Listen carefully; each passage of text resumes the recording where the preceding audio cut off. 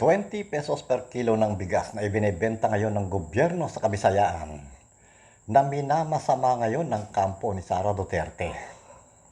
Alam ninyo na sa kagustuhan ng ating Pangulo na tuparin ang kanyang ipinangakong murang bigas, umangkat ng maraming bigas ang gobyerno na siyang ibinebentang palugi sa publiko.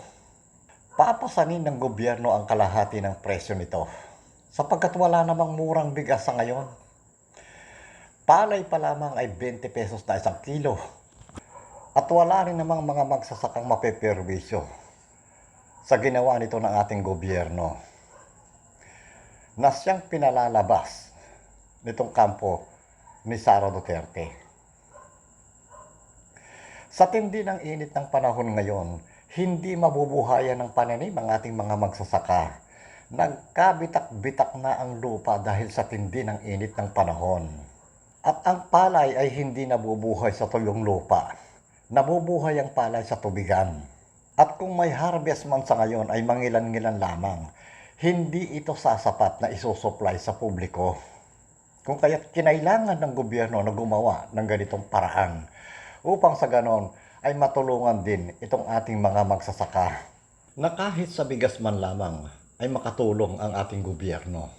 Hindi ba ninyo alam na magmula pa noong July ay umuulan na ng bigas sa mga nagbibigay? May 5 kilo hanggang 10 kilo libre walang bayad. At ngayong tumugon ang ating gobyerno sa matagal na ninyong panawagan na tuparin ang ipinangako ng ating Pangulo na murang bigas. Abay minamasama ninyo ngayon na ikinakapit pa ninyo ito ngayon sa politika. Sinabi pa ni Sara Duterte na baka namumroblema ang administrasyon, nangangailangan ng boto kung kaya't itinaon sa panahon ng eleksyon ang pamamahagi o pagbebenta ng ₱20 na kilo ng bigas. Hindi kailangan ng gobyerno o ng administrasyon na gumawa ng gimmick para lamang maipanalo ang kanilang mga kandidato. May sapat na kakayahan ang pamahalaan o ang administrasyon na ipanalo ang sino mang kandidato niya. Katulad ng nangyari noong taong 2019, hindi ba't naipanalo dito si Bongo, si Bato de la Rosa at itong si Bong Revilla? At noong 2022, naipanalo rin ng admin noon itong si Robin Padilla at mismong itong si Sara Duterte nanalo din. Isa itong patunay na kakayahan ng administrasyon na magpapanalo ng kanyang kandidato kahit sino pa ito. Kahit sa kabila ng mga maraming issue laban sa mga taong ito ay nagawa pa rin ng administrasyon na papanalunin sila.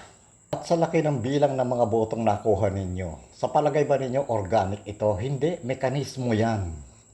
Ganyan ba kayo kagusto ng mga tao upang kayo ay manalo nang hindi nagagamit ang impluwensya ng administrasyon? Papaano kung gayahin nitong si Presidente Bongbong Marcos ang mga ginawa ni Duterte noong 2019 at 2022? Ito ang kauna-unahang eleksyon sa ilalim ng administrasyong Marcos na sa panahon ni Duterte ay walang nakalusot na mga oposisyon. Dito ninyo pinauso ang diretsong inodoro. Noong 2022, isa lamang ang nakalusot sa mga oposisyon. Aksidente pa. At nagsipanalo itong mga tao itong sa kabila ng napakaraming issue laban sa kanila. Administrasyon lamang ang may kakayahang magpapanalo.